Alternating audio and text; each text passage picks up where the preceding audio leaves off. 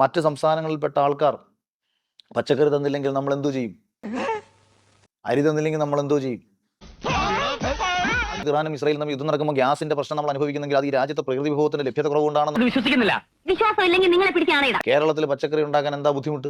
അതിപ്പോ പറയാൻ കഴിയില്ല. നെൽകൃഷി ഇവിടുന്ന് ഇല്ലാതാക്കി കളയുന്ന സാഹചര്യം എങ്ങനെ സൃഷ്ടിക്കപ്പെട്ടു? ഞാനല്ല.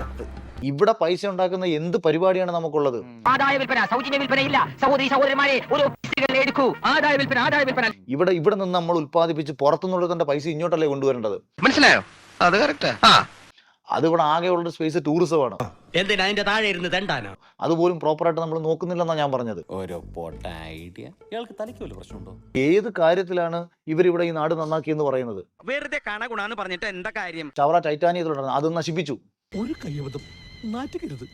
പുനലൂര് പേപ്പർ മില്ലുണ്ടായിരുന്നു, നശിപ്പിച്ചു. വെറുതെ കഴിഞ്ഞ ആഴ്ച നടന്ന കാര്യങ്ങൾ പറഞ്ഞ് എന്നെ നാറ്റുകരുത്. കുണ്ട്രയിൽ അലിൻഡുണ്ടായിരുന്നു, നശിപ്പിച്ചു. അത് തെറ്റാണെന്ന് ക്ഷമിച്ചേരാ, മാപ്പ് പോരെ. ഇപ്പൊ തന്നെ കിറ്റക്സിനെ നശിപ്പിക്കാൻ വേണ്ടി പരമാവധി നോക്കി. സാർ ആ കേട്ടതെല്ലാം നേരാണ്. ഏറ്റവും പ്യൂറസ്റ്റ് ഫോമിലുള്ള ഒരു ഡ്രസ് ആയിരിക്കണമല്ലോ കുഞ്ഞുങ്ങൾക്ക് കൊടുക്കുന്നത്. ഇവിടെ നിന്ന് കിറ്റക്സ് ഉണ്ടാക്കുമ്പോൾ ആ കിറ്റക്സിനെ ഇവിടെ കിടന്ന് ഇല്ലാതാക്കാൻ നോക്കുകയാണ്. നിങ്ങളോട് അറിയുന്നൊക്കെ പറഞ്ഞു തന്നത്. ഇവരെ എങ്ങനെ നമുക്ക് അനുകൂലിക്കാൻ പറ്റും? ഏത് കാര്യത്തിൽ നമുക്ക് അനുകൂലിക്കാൻ പറ്റും?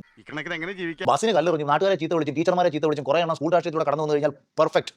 കുറച്ചുകൂടി മാന്യമായിട്ട് സംസാരിക്കണം. ഞങ്ങൾ ഇവിടെ വലിഞ്ഞേറി വന്നവരൊന്നും അല്ല. ഒരുത്തനോട് സിനിമ എടുത്ത് പോയതുകൊണ്ടോ ബിസിനസ് ചെയ്ത് രക്ഷപ്പെട്ടതുകൊണ്ടോ ഡോക്ടർ ആയതുകൊണ്ടോ അവൻ കൊള്ളരാതെ നിനക്ക് എന്ത് രാഷ്ട്രീയം അറിയാതെയാണ് ചോദിക്കുന്നത്?